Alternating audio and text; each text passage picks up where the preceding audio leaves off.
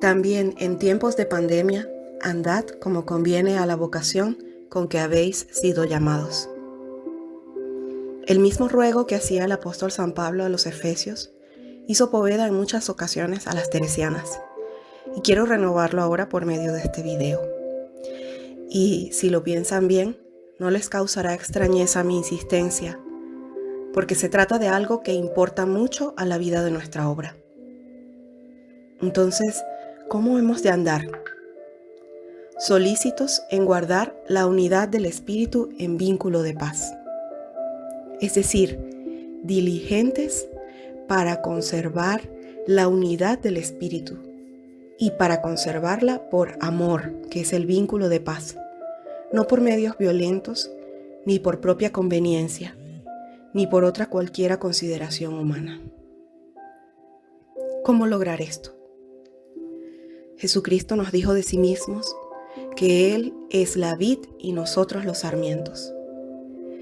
Esta es la mansión de los cristianos. Vivir siempre en Jesús, permanecer siempre en su corazón, morar siempre en sus llagas. Ojalá que si alguien nos pregunta, ¿dónde estás? ¿En qué piensas? ¿Qué miras? Podamos responder, estoy en Jesús, pienso en Jesús, miro a Jesús. Qué seguros estamos y nos sentimos si vivimos en Jesús. Él mismo nos lo pide. Él nos brinda el hospedaje, nos llama, nos invita, nos apremia. Nos dice, no estén lejos, hijos míos, no estén en el mundo, ni con el mundo, sino en mí. Y añade, y yo en ustedes. Él sí cumple la promesa. Y que por entero Jesús siempre se da a las almas. Todas las mañanas viene a nosotros en cuerpo y alma.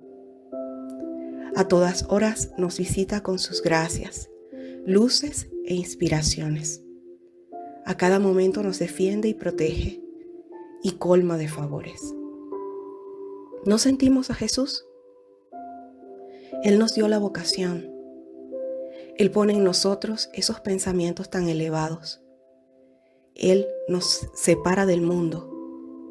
Él nos da la virtud, las fuerzas, el celo, todo lo bueno que hay en nosotros. Si nos diéramos todos a Jesús en la medida que Él se da a nosotros, Él perfeccionaría nuestra entrega. Pero ¿y qué pasa si el sarmiento no estuviera en la vid? Mientras estaba unido a la vid, esa rama, ese sarmiento tenía verdor, frescura, fruto. Era algo valioso, estimable, porque recibía de la vid la savia, el jugo, la vida vegetal. Pero al separarse se marchita, se seca y solo sirve para las llamas. Qué fundamental es esta enseñanza en la vida espiritual. Entender claramente que todo cuanto somos y cuanto valemos lo debemos a Jesús, que es la vid verdadera. De Cristo recibimos la luz, la gracia, los auxilios, todo en suma. Mientras estemos unidos a Cristo, daremos fruto. Cuando nos separemos de Él, nos secaremos. Ahora bien, el que está en Él, ese lleva mucho fruto. No dice algún fruto, ni fruto solamente, sino mucho fruto. Claro está, si Él está en Dios y Dios en Él, Dios lo hace todo. La savia divina corre por ese sarmiento. ¿Y cómo se notan estas cosas?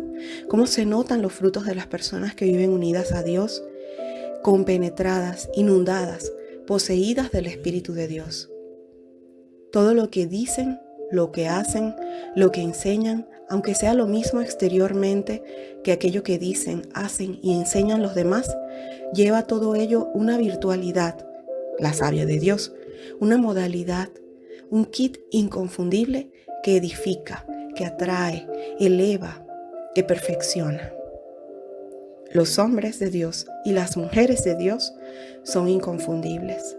No se distinguen porque sean brillantes, ni por lo que deslumbran, ni por su fortaleza humana, sino por los frutos santos, por aquello que sentían los apóstoles en el camino de Emaús cuando iban en compañía de Cristo resucitado, a quien no conocían, pero sentían los efectos de su presencia. El Espíritu de Dios es suave, de paz, de orden, y así son los frutos de los sarmientos que están unidos a esa vid y de ellas reciben el jugo celestial. Frutos muchas veces inapreciables exteriormente, frutos que no se los propone de manera determinada el sujeto, pero que surgen merced a la gracia, valiéndose Dios como instrumento de un ejemplo, una palabra, una acción cualquiera de su apóstol, de la persona en la cual Dios habita. Si estudiásemos bien la historia del cristianismo, comenzando por la vida de Cristo, veríamos las cosas de otra manera. No seríamos tan humanos ni pondríamos tanta esperanza en las causas humanas. ¿Cuándo se extendió el cristianismo? Cuando el único que lo predicaba murió ignominiosamente. Es decir, cuando humanamente debió de extinguirse. Nosotros hemos perdido a algunas personas que abandonaron recientemente este plano terrenal.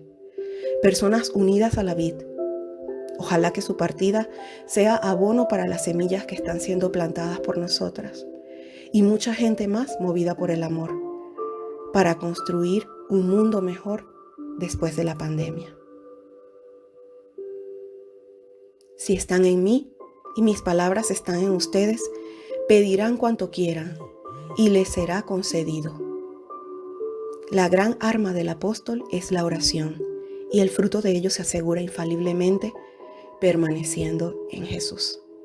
Porque estando con Jesús, todo lo que pidamos, siendo sus discípulos, sus fieles instrumentos, todo lo que pidamos será para su gloria, para nuestra santificación y para bien de nuestras almas.